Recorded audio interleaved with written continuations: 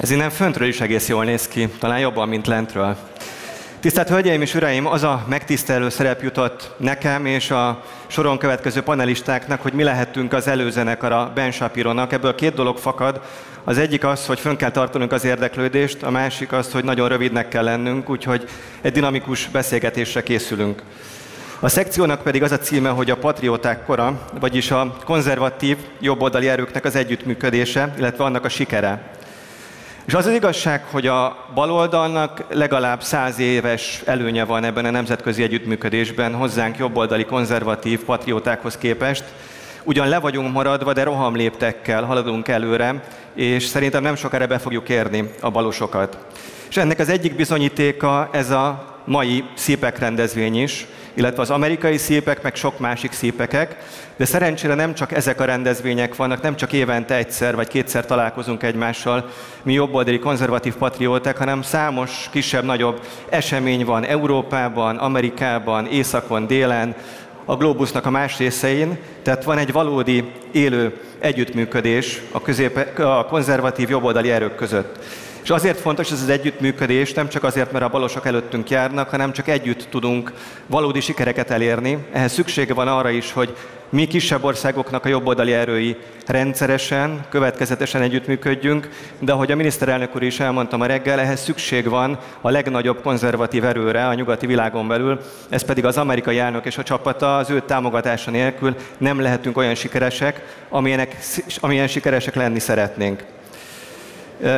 És azon túl, hogy van egy rendkívül sok olyan esemény, amikor találkozni tudunk, ezeken az eseményeken egyeztetni az érdekeinket, és ezek az egyeztetések, ezek a találkozók most már szakpolitikai szintre is léptek, ezért is kell ezeket a rendezvényeket megtartani, és ezért is kell olyan politikusokkal, közéleti szereplőkkel beszélgetéseket tartani, akiket most fogok bemutatni önöknek, és engedjék meg, hogy most angolra váltsak.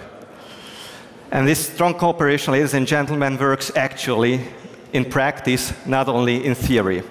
So, ladies and gentlemen, please allow me to introduce the participants in the upcoming discussion. Barbara Kolm, the president of the Hayek Institute in Austria, funding director of the Austrian Economic Center, and also member of the Austrian Parliament of FPÖ, who I met 2 weeks ago in Warsaw. Ernst Roets, an author and filmmaker, an Afrikaner from South Africa, who was sitting a year ago in my same panel. And last but not least, please welcome Stefan Bartulica, who is a member of the European Parliament and also representing the DOMiNO party, who I met just a week ago in Brussels. So I'm telling you the truth, this cooperation is working. Welcome our panelists.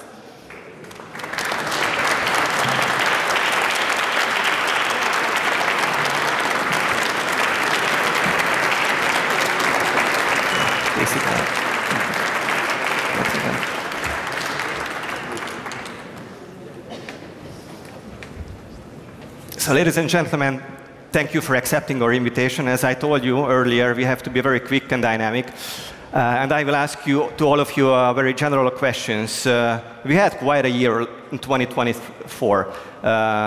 Actually, we increased our support as conservative and patriotic forces within the European Parliament. We are not there yet, but we are always closer to victory and to the occupation of Brussels. And what really have boosted the Western conservative cooperation is the presidential victory of Donald Trump, and which is not only the presidential victory, but he won with a landslide, the House, the Senate, and all of the 7 swing states. And what do you think, ladies and gentlemen, what would be the impact of this very strong message from the Western conservatives, the gaining support? How would the future look like for us in the short time? Barbara, ladies first, please. Well, thank you very much, Peter.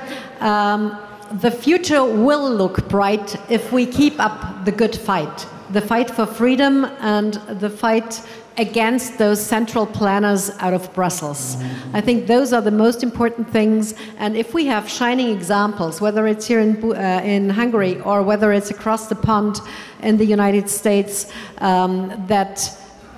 where people understand what freedom and liberty really means and why we need to defend those values, we will go ahead. And as you mentioned before, we met 2 weeks ago in Warsaw at a think tank meeting. It's not only the think tanks that are do tanks as well, but it's a joint forces between the academics, the think tankers, but also the political parties. And this has become much bigger over the past years.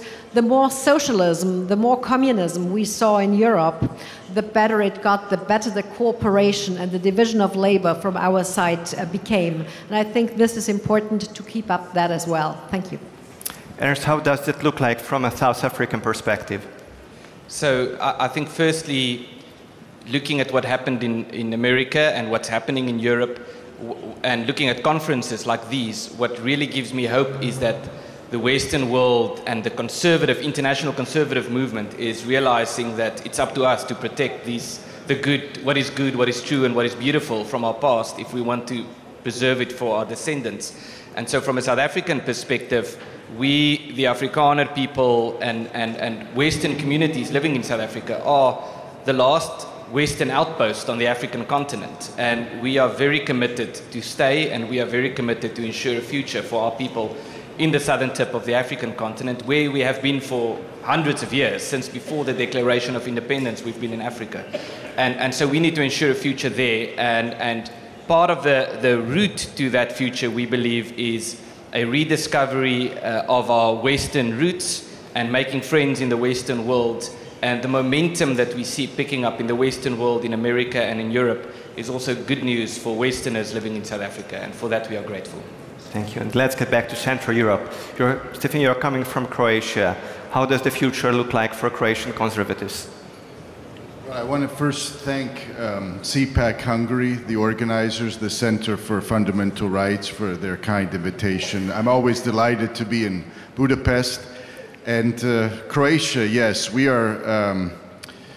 been fighting for years to promote an agenda of common sense, also to fight for our national sovereignty. You know, Croatia merged with the Hungarian king in 1102, so for most of our history we had no self-government. We were ruled from outside of Croatia, so we should take sovereignty obviously seriously. We paid a heavy price to earn our freedom in the 1990s. We were able to liberate our country from Serb occupation in 1995. And so the country has come a long way, but now serving in the European Parliament, I see from within how the European Union works, and it's broken. It's broken, frankly. I'll give you one example. I sit in the Committee for Fisheries, and the left and the Greens are more concerned for the welfare of fish than they are for the fishermen. The European Union imports over 70% of the fish we consume from abroad because we've basically suffocated our own fishermen and made it too difficult to fish. So this is one example, and the Green Agenda, which has still this strong grip over the People's Party and the left, of course, they are not willing to abandon these policies that are harming Europe. So Croatia seems perhaps on the margins of this, but we're part of Europe since 2013. I've been fighting for pro-family policies. We have now a constitutional amendment defining marriage as a union between one man and one woman. We as conservatives should not yield an inch to the left when it comes to culture. So we are obviously for prosperity. We have to keep the government limited. We have to keep regulation under control, taxes low when possible. But we must also fight for a culture which can withstand the assault from the left. They simply hate the family. They're attacking, I would say, the heritage of Western civilization on a daily basis, and we must be ready to persevere because this battle will not be won overnight. Now we have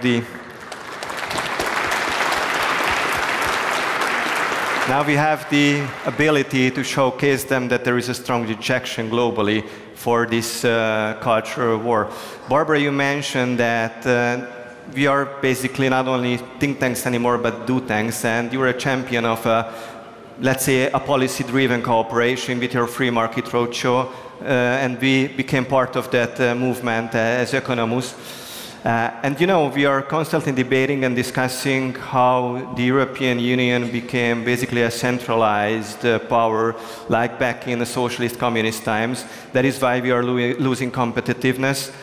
What do you think, how can we combat that sort of centrally planned economy, and how to get back to the world market as a competitive continent again?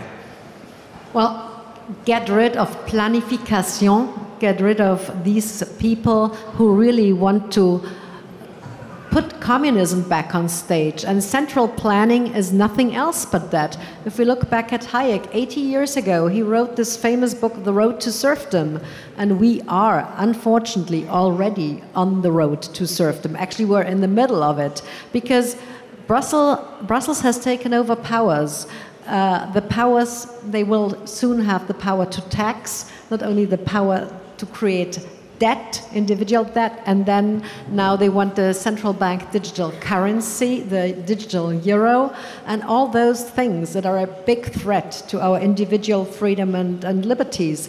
And if we allow this one-size-fits-all policies to outmaneuver the voices of reason, those individuals who stand up and fight for their own countries and for their own values, and continue the wokeness that they serve because they are just simply power greedy, we will go down the drain. But there is a light on the tunnel, in the end of the tunnel, because, as you mentioned, there are think tanks and groups and political action committees, as CPAC is, to unite and to work together and find our common denominator is freedom, is ultimate freedom, our individual freedom.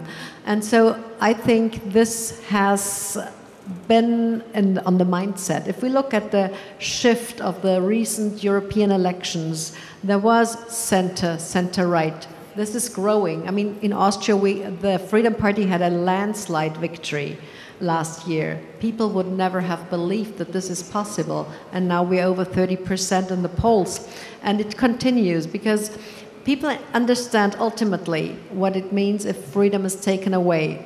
And I think the countries that used to be behind the Iron Curtain understand it even better. So we need to unite with the Central and Eastern European friends to fight that, because I think France, Spain, those countries are lost more or less to these moral high grounds that we have to defend. In other words, inform people of the negative consequences that this power-greedy individuals in Brussels, the bureaucracy, has. By the way, none of them has been elected. I mean, the commissioner has not been elected by us, and she's still, I think, uses her powers as if she were the Queen of Europe, and she's not. So basically we should get back from a political union to a solely economic union. That is the main achievement and result, what we have achieved in the past decades. Ernst, let's get back to South Africa. There was a really interesting meeting between President Ramaphosa and President Trump. It was maybe as interesting as the meeting between Zelensky and Trump.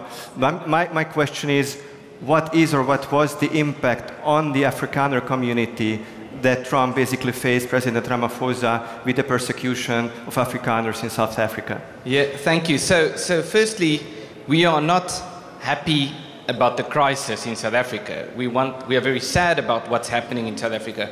But given that that is the reality, we are very happy that it was exposed in the way that it was. And we are very grateful for the step that President Trump took and the boldness to actually play that video for the world to see.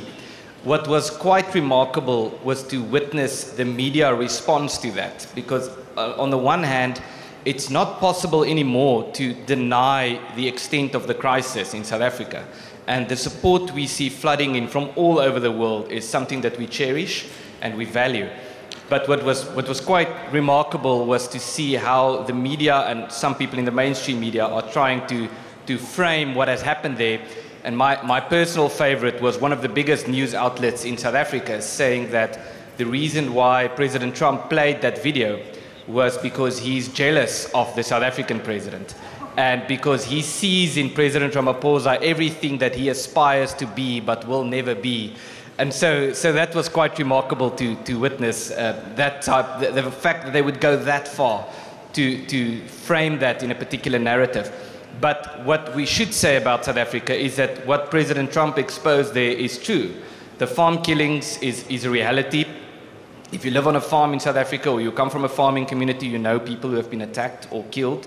If you look at it statistically, if you take a period of 2 decades, according to the police statistics, there were on average 2 farm attacks every day and 2 farm murders every week in South Africa, over 2 decades.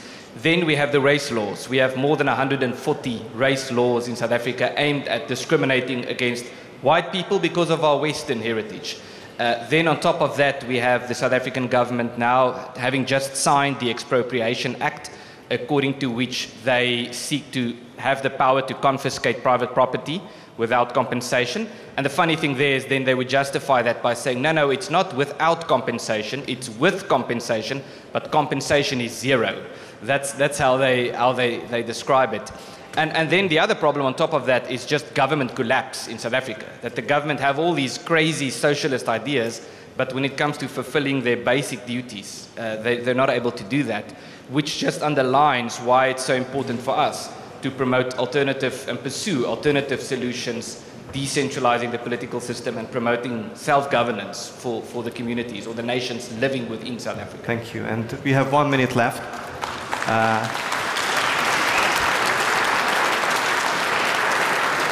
Stephen, you are an MEP, and there are 2 major groups on the right, ECR and Patriots, which are not forming a joint coalition and faction. But what do you think, what are the most important topics on which these 2 groups can enhance their cooperation in the future of the remaining 4 years of the European Parliamentary term? So I think both our groups want to make Europe great again.